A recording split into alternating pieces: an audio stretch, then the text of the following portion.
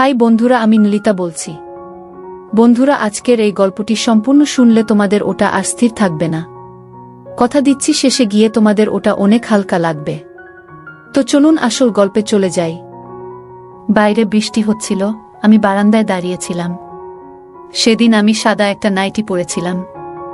বৃষ্টির ফোঁটাগুলো চুলে পড়ছিল। হঠাৎ দরজার ঘণ্টা বেজে উঠল। দরজা খুলতেই দেখি আমার জামাই দাঁড়িয়ে আছেন।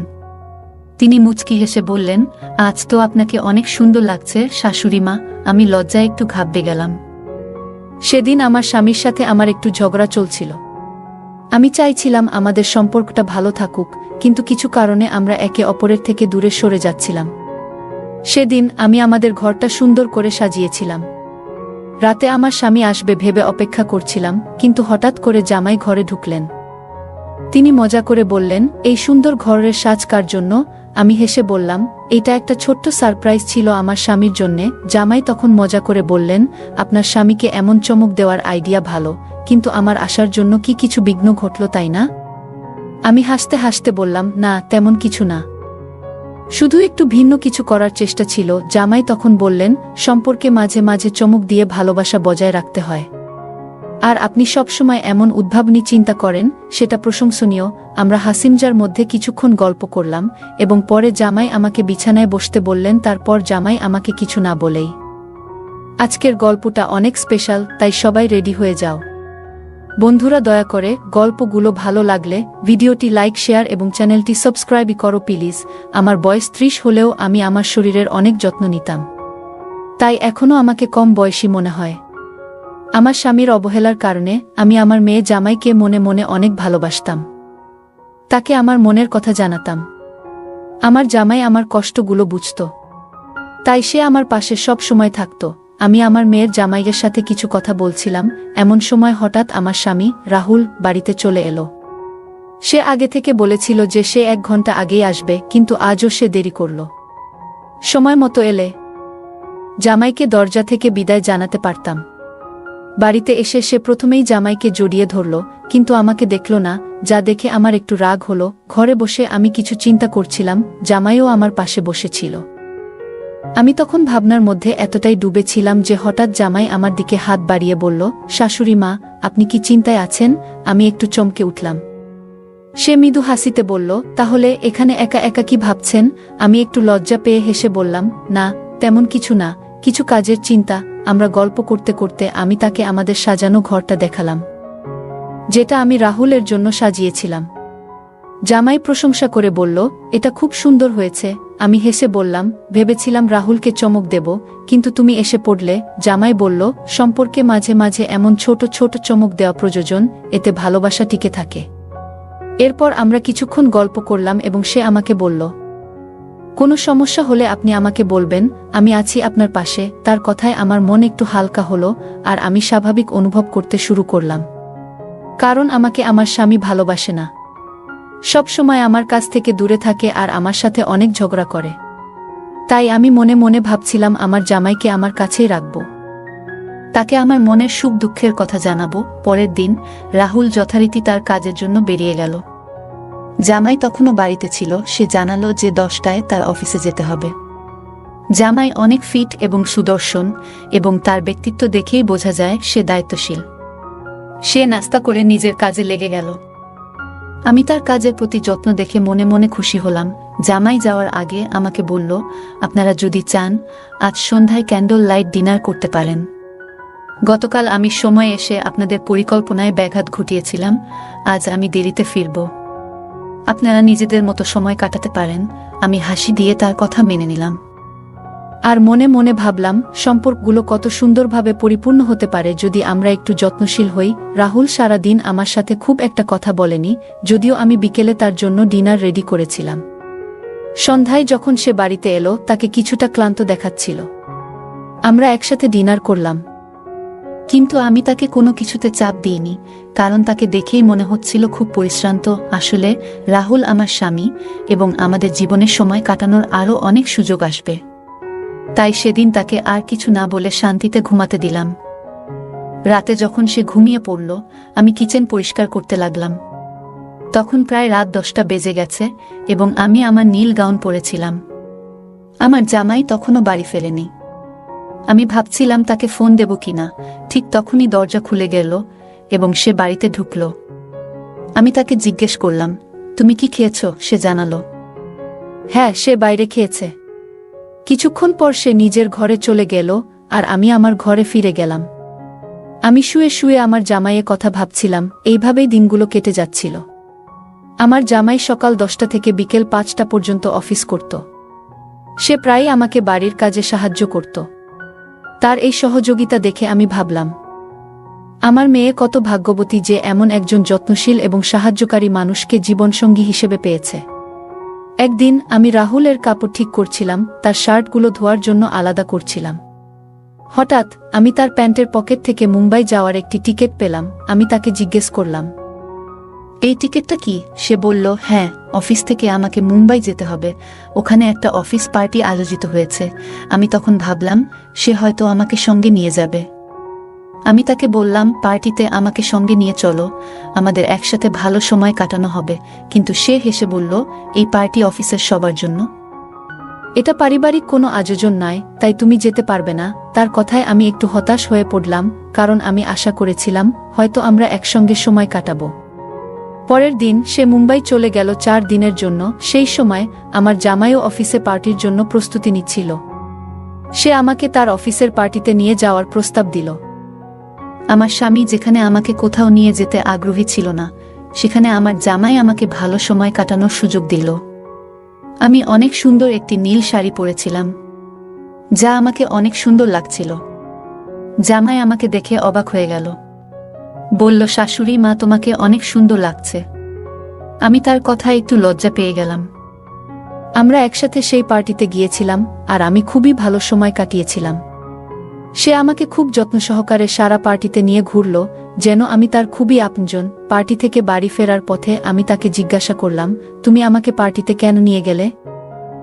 জামাই হেসে উত্তর দিল, শাশুড়ি মা, পার্টি শুধু কর্মচারীদের জন্য নয়, মাঝে মাঝে পরিবারকেও সঙ্গে নেওয়া উচিত। তার কথা শুনে আমার ভালো লাগলো এবং আমি বুঝতে পারলাম সে আসলে আমাকে সম্মান দেখাতে চেয়েছিল। পরে রাতে যখন আমি আমার ঘরে পোশাক বদলাচ্ছিলাম, তখন আমার ড্রেসের হুক খুলতে পারছিলাম না। রাহুলও বাড়িতে ছিল না, তাই আমি একটু দুশ্চিন্তায় পড়েছিলাম।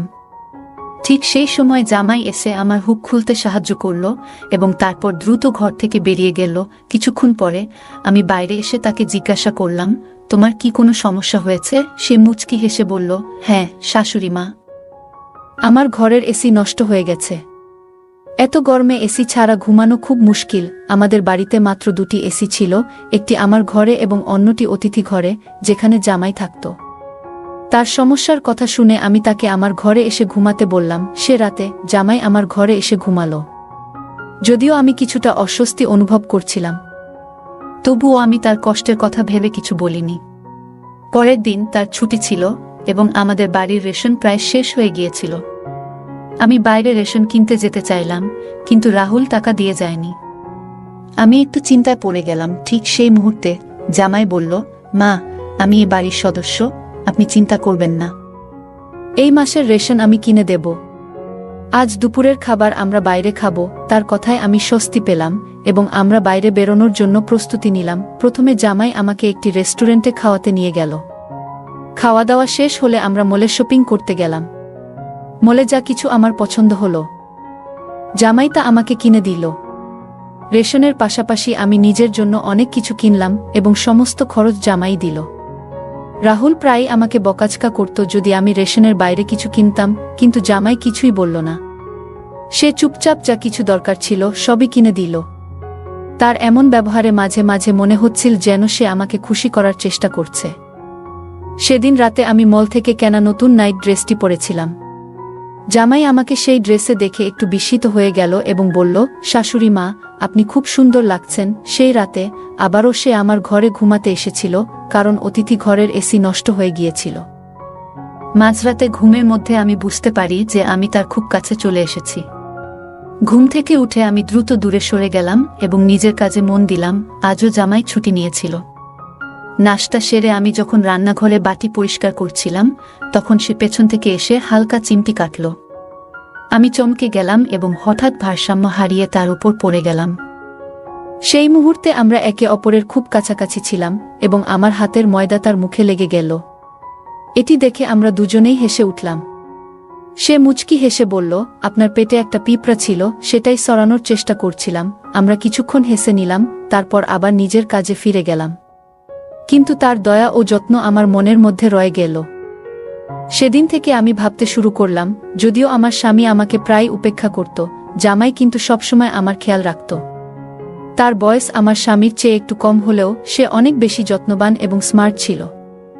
সে আমাকে একদিন বলেছিল, কোনো নারীর কিভাবে যত্ন নিতে হয় তা আমি ভালোই জানি। রাতে রাহুল বাড়ি ফিরে আসে এবং আমি নতুন নাইট ড্রেস পরেছিলাম।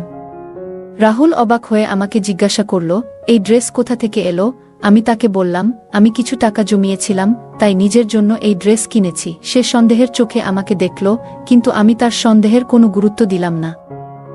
যিনি নিজের স্ত্রীর যত্ন নেন না, তার দৃষ্টিভঙ্গি নিয়ে ভাবার প্রয়োজনও নেই। আমার মনে হচ্ছিল, আমার যত্ন করার মানুষ হয়তো দায়িত্ব নিয়ে নেই, কিন্তু জামাই আমাকে সবসময় সম্মান দিয়ে দেখেছে। তার আচরণে বুঝতে পেরেছি সে আমাকে সঠিকভাবে দেখভাল করতে পারে। আমি তখন বুঝে গিয়েছিলাম, এই সম্পর্কের যত্ন করতে হবে যাতে এর সৌন্দর্য বজায় থাকে। সেই দিন থেকে আমি একটু রাহুলের কাছ থেকে দূরত্ব রাখার চেষ্টা করছিলাম। পরের দিন রাহুল এবং জামাই দুজনেই নিজেদের সময় মতো অফিসে চলে গেল। আমি কিচেনে কাজ করতে করতে ভাবছিলাম, আমি কি ভুল করছি? জামাইদের প্রতি আমার আকর্ষণ কি আমার স্বামী রাহুলের প্রতি অন্যায়? এই ভাবনার সঙ্গে আমি একটি পরীক্ষা নেওয়ার সিদ্ধান্ত নিলাম। আমি রাহুল এবং জামাইকে একটি মেসেজ পাঠালাম, আমার শরীর খুব খারাপ লাগছে। দরজা খোলা আছে, আমি আমার ঘরে বিশ্রাম নিচ্ছি। মেসেজ পাঠানোর কিছুক্ষণ পর জামাই দ্রুত বাড়ি চলে এলো। ঘরে ঢুকেই সে আমার ঘরে এসে আমার অবস্থা দেখতে লাগল। তার মুখে চিন্তার ভাব স্পষ্ট ছিল। আমি তখন হেসে উঠলাম। জামাই কিছুটা অবাক হয়ে বলল, এটা মজা করার সময় নয়। আপনি বললেন আপনার শরীর খারাপ, আমি তো খুব চিন্তিত হয়ে পড়েছিলাম। আসলে কি হয়েছে? আমি তখন তার হাত ধরলাম এবং বললাম, আমার কিছু হয়নি, আমি একদম ঠিক আছি। আমি শুধু পরীক্ষা করতে চেয়েছিলাম কে বেশি আমার যত্ন নেয়। তুমি আজ এই পরীক্ষায় পাশ করলে। জামাই আমার কথা বুঝে হালকা হেসে ফেলল। আমরা ধীরে ধীরে কাছাকাছি আসতে লাগলাম, কিন্তু ঠিক তখনই রাহুল ঘরে ঢুকে পড়ল। আমাদের একসঙ্গে দেখে তার চোখ বিস্ময়ে বড় হয়ে গেল। সে দ্রুত এগিয়ে এসে আমাকে জামাই থেকে দূরে সরিয়ে দিল এবং অবাক হয়ে জিজ্ঞাসা করল, এটা কি হচ্ছে? তুমি কি তোমার জামাইয়ের সঙ্গে এভাবে থাকতে পারো? রাহুল খুব রেগে গিয়ে বলল, তুমি একবারও আমার কথা ভাবনি? তোমার কি একটুও খেয়াল হয়নি যে তুমি কি করছা? আমি শান্তভাবে উত্তর দিলাম, না রাহুল। যখন তুমি তানিয়ার সঙ্গে থাকো তখন কি তোমার মনে একবারও আমার কথা আসে? আজ আমি জানতাম তুমি আমার কোনো খবর নেবে না, তাই ইচ্ছে করে তোমাকে দম্পতির মতো তোলা আমার আর জামাইয়ের একটা সেলফি পাঠিয়েছিলাম।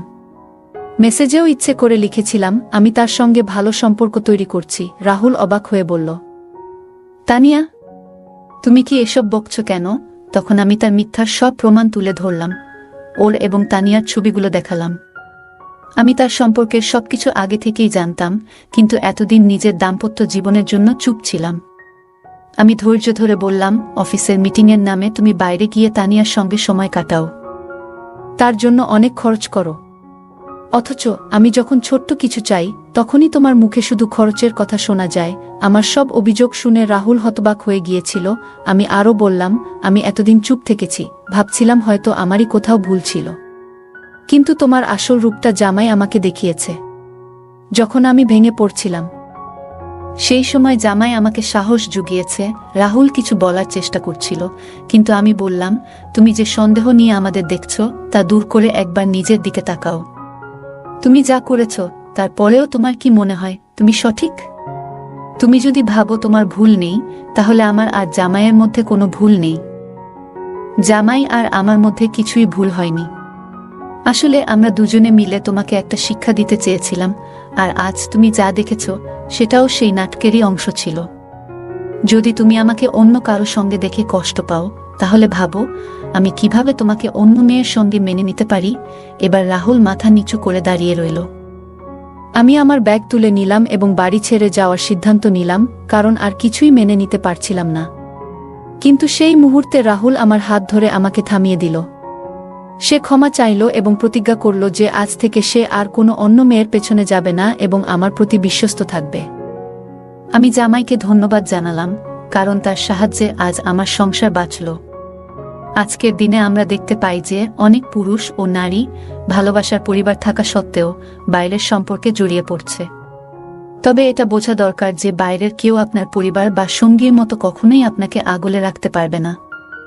বাইরের মানুষ কেবল নিজের প্রয়োজন মেটাতে আসবে। বিয়ের বাইরের সম্পর্কের কারণে আজকাল বিবাহবিচ্ছেদের সংখ্যা ক্রমশ বাড়ছে। এমন পরিস্থিতিতে বাড়ি ছেড়ে চলে যাওয়া কখনোই সমাধান নয়। এর বদলে পরিস্থিতির মুখোমুখি হওয়া উচিত।